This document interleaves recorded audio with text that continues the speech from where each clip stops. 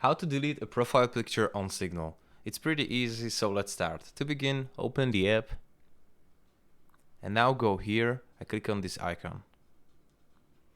Click on this icon again, click on your photo again, and now just click edit photo. And what you can do, just click on this X, and that's it. This is how can you remove your profile picture on Signal. I'm gonna show you one more time. So I'm gonna set up this picture again, save.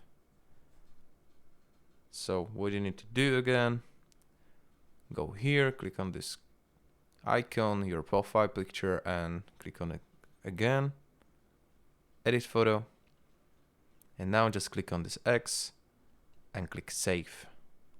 And that's it. This is how can you remove or delete your profile picture on Signal. Guys, thank you for watching. If you want to support this channel, please subscribe, hit the like button, and see you one click later. Goodbye.